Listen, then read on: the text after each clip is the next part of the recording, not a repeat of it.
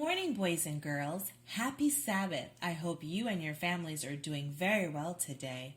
Today's story is titled The Little Apple. I hope you enjoy it. The little apple clung tightly to the branch as a gentle breeze blew by. An older apple, noticing the younger apple's despair, chuckled and said, "Looks like you're holding on to that branch for dear life, little buddy." The little apple glanced up at the older apple and said, "I am. I don't want to fall to the ground. Don't you know it's hard and dusty down there? The ground is filled with worms and creepy crawling bugs. Why, just take a look for yourself. Can't you see all the rotten apples down there?" The older apple thought for a moment and then replied, "I know you're concerned about falling from the tree, but some good things have come from the ground." "That's not the life for me," retorted the little apple. "I plan on being handpicked by a special family, taken to their home, and placed into a beautiful fruit bowl. With my shiny red skin, I shall be the most delicious looking piece of fruit in the entire bowl." The older apple gently replied, "There is much more to being an apple than just having shiny red skin." "Yes, I know," the little apple quickly interrupted. "One of the children will probably take me to school for lunch or perhaps have me for a snack after school. He or she will know that I was more than just a beautiful apple with a shiny red peel. He or she will find out that my fruit is great tasting and healthy for him or her. Yes, you could be all those things for a season," the older apple tried to reply, but once again the little apple broke in. "Why, after he or she has finished eating the fruit, and all that is left is my core, he or she will, oh," the little apple's voice dropped, "will probably throw my core in the trash." "Yes," replied the older apple, "that is what your life could be like if you decide to live for the moment and choose to reap the quick rewards." "Whatever do you mean? What other life is there?" asked the little apple.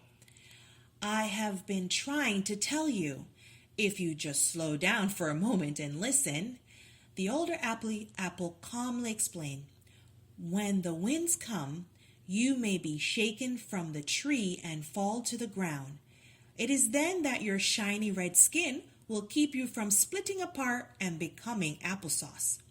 Once on the ground, a hungry bird or squirrel may find you and carry you away from the base of the tree.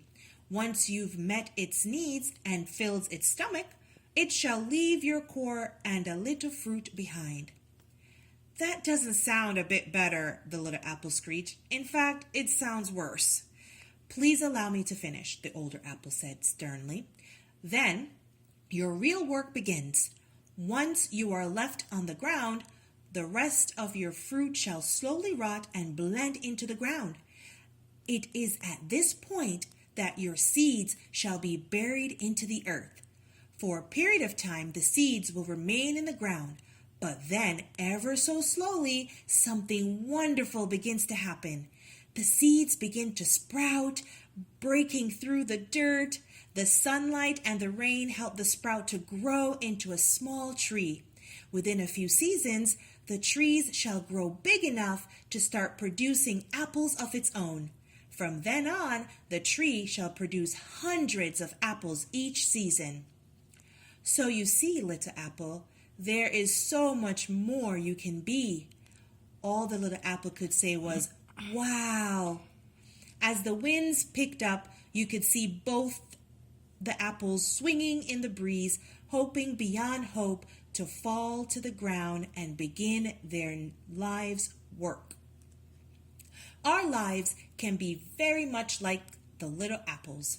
We can choose to live only for the moment, fulfilling our own plans and desires. The plans we have for our lives may be good, but God always has a better plan for us. If we're patient, if we take the time, and if we listen to what He softly tells us. We can surround ourselves with many things to make us comfortable, but alas, these things only last for a season. Or we could use the time, talent, and money God gives us for His purpose and glory. It is only then that we can reach our full potential. I hope you enjoyed today's story. Have a blessed Sabbath.